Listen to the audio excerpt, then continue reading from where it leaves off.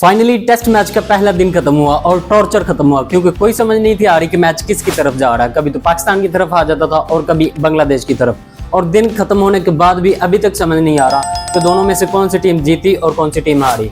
मुझे जो लग रहा है अभी तक पाकिस्तानी टीम पीछे चल रही है बांग्लादेश। वैसे तो ये दिन शुरू हुआ बारिश के साथ, और जिसमें बारिश ने इतनी बुरी की मैच वालों के साथ कि आधा मैच तो पहले ले चुकी थी बारिश। पहला पूरा सेशन जो वो बारिश में गुजरा, और हमारी जो इतनी नाकस मैनेजमेंट है उनकी वजह से बारिश सारी की सारी हमने वैसे ही देखनी पड़ी, क्योंकि उधर ना तो कोई इंतजामात थे। और अल्लाह अल्लाह करके को 2-2:30 बजे मैच शुरू हुआ, और मैच शुरू होते ही पाकिस्तान की बैटिंग आ गई। पहले तो टॉस जीता बांग्लादेश ने, ये बांग्लादेश के लिए एक लकी पॉइंट साबित हो सकता है आगे जाके, क्योंकि ये पिच ऐसी थी यहाँ पे कोई भी टीम आके बॉलिंग करती तो अगली टीम को ये टाइम से ही बिछाड़ देते। तो ऐसा ही किया बांग्लादेश ने। बांग्लादेश अगर रह गई तो वो सिर्फ अनएक्सपीरियंस होने की वजह से, अगर वो एक्सपीरियंस होता उनके पास तो अभी तक वो पाकिस्तान को बिछाड़ देते, पूरी की पूरी टीम को आउट कर देते। पिच की भी मुझे पहले तो कोई समझ नहीं आई। पहले कोई 15-16 ओवर तो ठीक ठाक बॉल स्विंग हो रही थी, हमारे किसी भी बैट्समैन को कोई समझ नहीं लगी।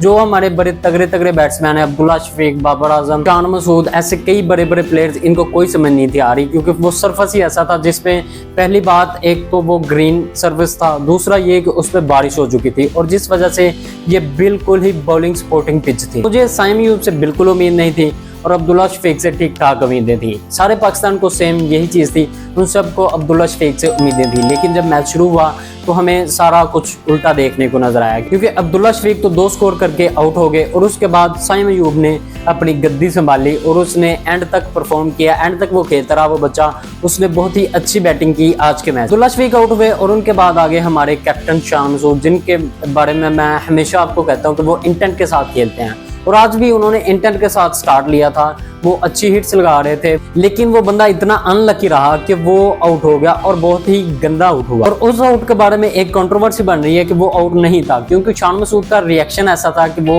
आउट बिल्कुल भी नहीं था लग रहा। और वैसे अगर देखा जाए तो थर्ड अंपायर ने थोड़ी ज्यादा ही जल्दी कर दी। वो अगर थोड़ा वेट कर लेता, किसी और एंगल से देख लेता, तो मुझे लगता है कि वो आउट नहीं था, क्योंकि जब गेंद आई तो वो आके पहले बैट को वो मिस कर गई थी, उसके बाद पैड को लगी, हल्की सी पैड को लगी, और उसका एज नजर आया। अल्ट्रा एज में वही चीज नजर आ रही थी, लेकिन थर्ड अंपायर ने बहुत ज्यादा जल्दी कर दी वो डिसीजन अपना देने में, क्योंकि उसने फौरन सिर्फ एक एंगल देखा और उसके बाद उसने आउट का इशारा कर दिया, और शान मसूद आउट हो गया। उस बंदे ने बेचारे ने रोला भी डाला उधर सारे अंपायर्स के सामने, वो रोने लग गया कि भाई मैं आउट नहीं हूँ, ये फजूल में आउट दिया जा रहा है, क्योंकि उसको पता था कि बैट को बॉल नहीं लगी, ये बॉल जाके पैड को लगी। मेरे ख्याल से ये आउट नहीं था, क्योंकि वो पैड की आवाज़ थी। पैड पे जब गेंद लगे तो वो और आवाज़ आती है, और जब बल्ले पे गेंद लगती है तो किसी और किस्म की आवाज़ आती है, तब एक वुडी सी आवाज़ आती है, मतलब बंदे को समझ आ जाती है वो आवाज़ सुनने से।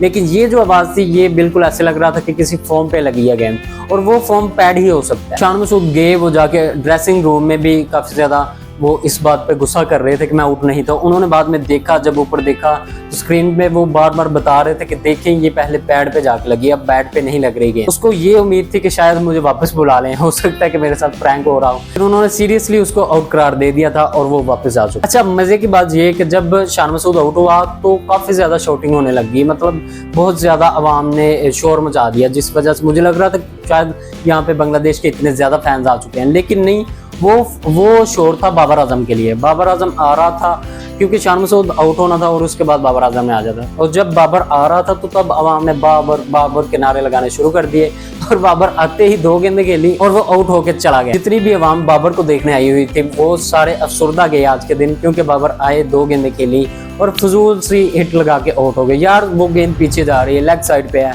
उसको छोड़ दे, दफा कर दे, उस गेंद को खेलने की जरूरत ही नहीं। लेकिन बाबर आजम काफी अरसे से आउट ऑफ फॉर्म है, उनको चाहिए कि इस चीज़ पे प्रैक्टिस करें। मैंने कमेंट्री सुनी, उसमें भी वो इस चीज़ पे इनको कह रहे थे कि आपको चाहिए कि इस चीज़ पे काम करें, वो गेंद जो जा रही है उसको छोड़ दें, उसको जाने दें, नहीं तो आप आउट हो सकते हैं। और ऐसा ही किया बाबर आजम ने, उसको हल्का सा टच किया और वो आउट हो गए। पहले 16 स्कोर पे तीनों आउट हो चुके थे, मुझे लगा कि बस पाकिस्तानी टीम गई, लेकिन वो बांग्लादेश की टीम इनएक्सपीरियंस होने की वजह से वो रह गए। नहीं तो वहाँ जो स्टेज उस टाइम पे बनी हुई थी, वहाँ से वो मैच ले जाना बहुत ही आसान था बांग्लादेश के लिए, लेकिन वो ना लेके जा सके।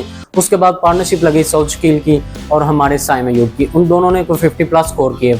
साइम अयूब ने पहले 50 कर ली, और 50 करने के बाद वो भी आउट हो गए। और दूसरी तरफ सौचकील, उन्होंने बेहतरीन बैटिंग की। यार वो बंदा मुझे बाबर आजम के बाद अगर कोई प्लेयर पसंद है तो वो सोचकील है, क्योंकि वो भी अग्रेसिवली खेलता है और उसके बाद उसके पास बहुत ज़्यादा शॉट्स हैं। आपने नोट किया होगा कि वो 2-3 दफ़ा पिच के आगे आके मतलब फ्रंट फुट पे आके वो खेलता है, मतलब बॉलर की आंखों में आंखें डाल के खेलता है वो बंदा, उसको पूरा डरा के खेलता है। तो ऐसे ही किसी भी प्लेयर को ऐसा ही होना चाहिए।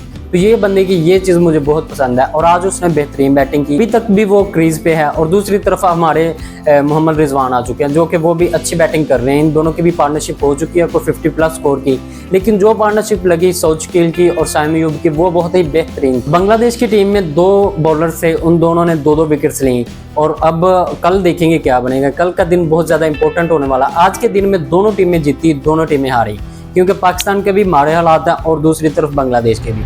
तो हो सकता है कल पाकिस्तान आए और अच्छा खेल पेश करे और वो 300, 200, 250 स्कोर इतना कर लें। तो अगर इतना स्कोर कर लेंगे वो एक डिसेंट स्कोर होगा हमारी बॉलिंग लाइनअप के मुताबिक। तो अगर बांग्लादेश इस मैच को आगे जीतने की तरफ लेके जाना चाहता है तो उनको चाहिए वो इनको 200 से नीचे रोक। खैर उम्मीद तो अच्छे की है कि पाकिस्तानी टीम कल अच्छा खेलेगी, रिजवान और सोचकील दोनों टिके रहेंगे। आज की वीडियो में यही चीजें थी। आपको पसंद आए तो लाइक करें, नहीं पसंद आए तो डिसलाइक करें। मेरे फेसबुक पेज को फॉलो कर लें और यूट्यूब चैनल को भी सब्सक्राइब कर दें। मिलते हैं अगली वीडियो में, तब तक अपना ख्याल रखिएगा। अल्लाह हाफ़िज़।